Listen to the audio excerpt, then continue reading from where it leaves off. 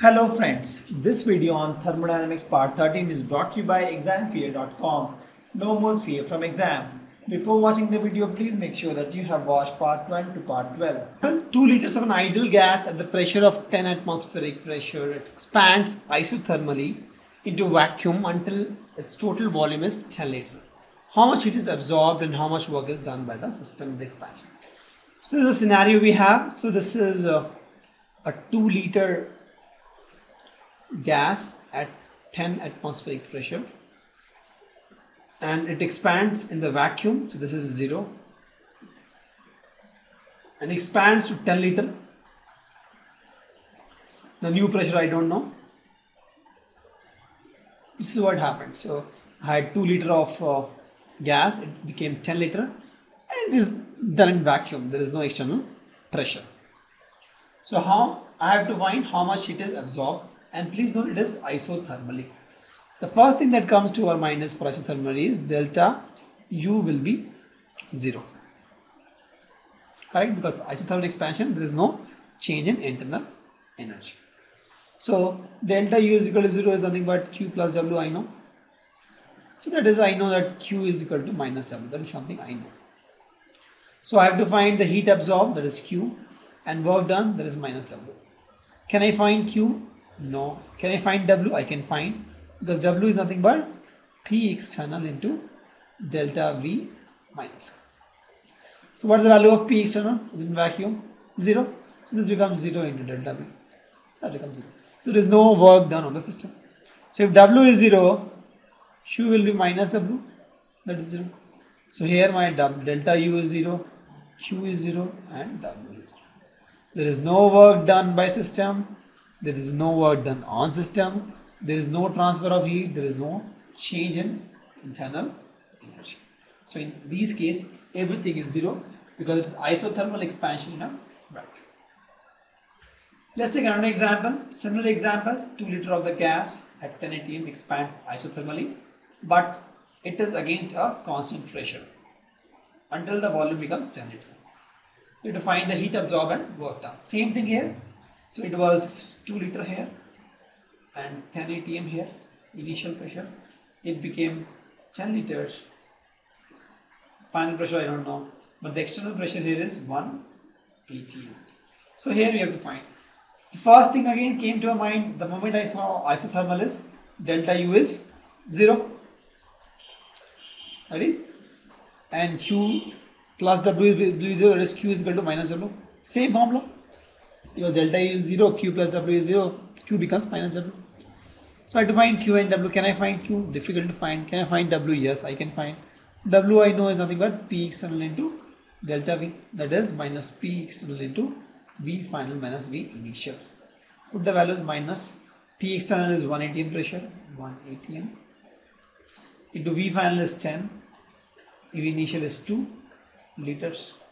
So this becomes minus 8 liter atm. I have to convert this into joule. I have given this formula where I told you that 1 liter atm is equal to 101.30. This formula I gave you. So let's convert this. This becomes minus 8 into 101.3 joule. So what I get is minus 810.4 joule. This becomes my work. Since it is negative, that means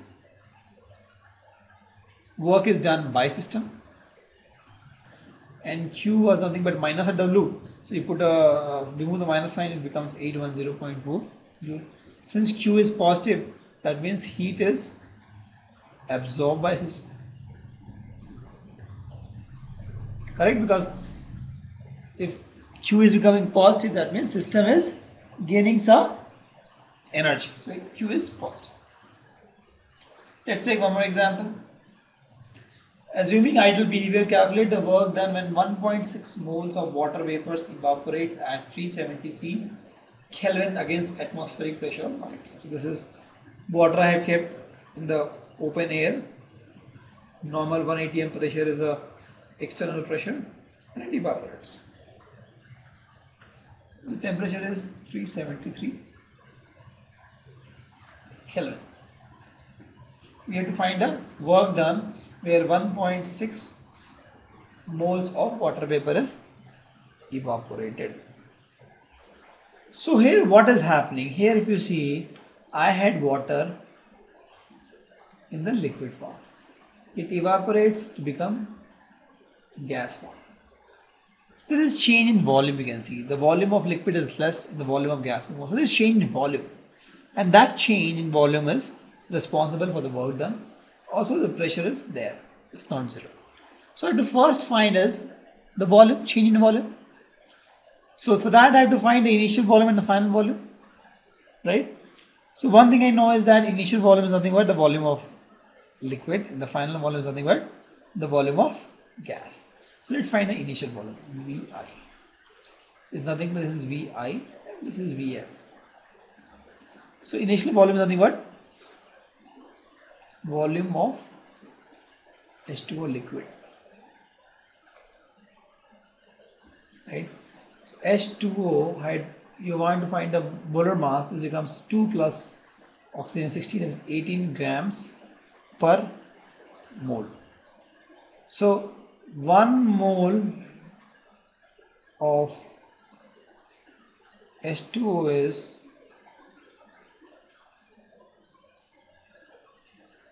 18 grams. So 18 gram will be 18 into 10 to the power 3 liter. Plus density of water is 1 generally. Density of water is 1. Liquid. Density of water liquid is 1. So 18 grams, 1 mole is nothing but 18 grams. So 18 grams will be 18 to 10 to the power 3 liters. So 1 mole is 10 to 18 to the power 3 liter. And we are talking about 1.6 moles. So 1.6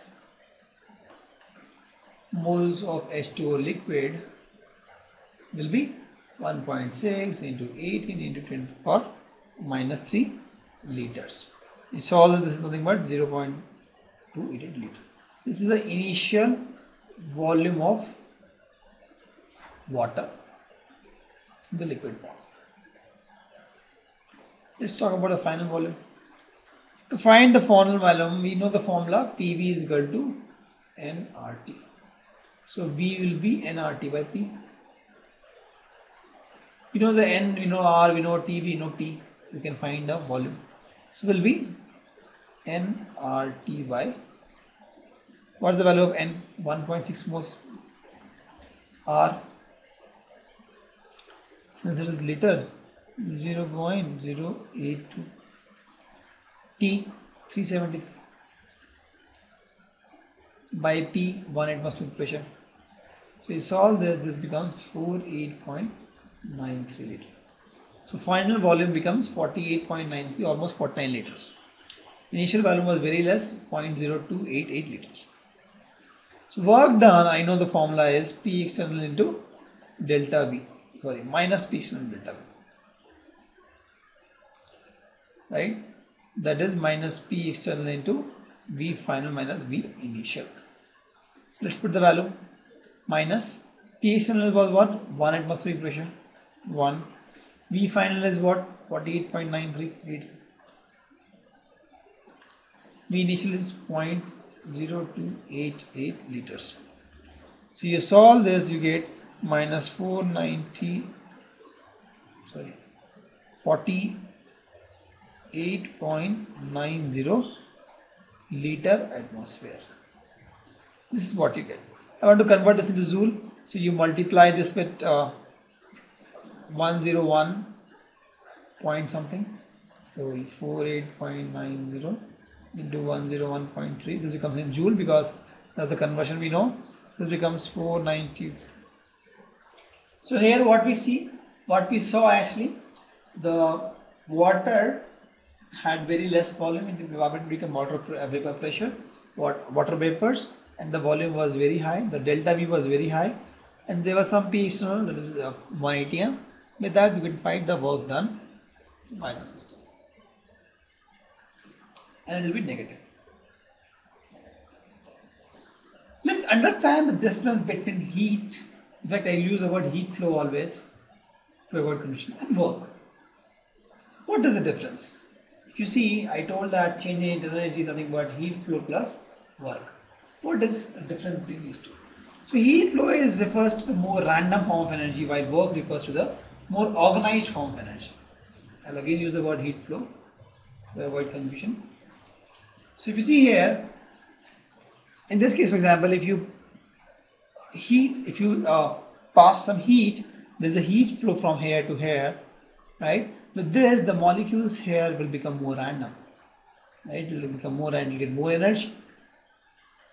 So with heat flow, you increase the randomness of the system. With heat flow, you increase the randomness of the system.